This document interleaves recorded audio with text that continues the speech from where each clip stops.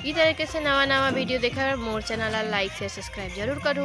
तो आप मला और नया नया वीडियो देखे मिली तो आप मला वीडियो कैसे लगी कमेंट करके जरूर बताओ। तो मिलता है नेक्स्ट वीडियो में। धन्यवाद।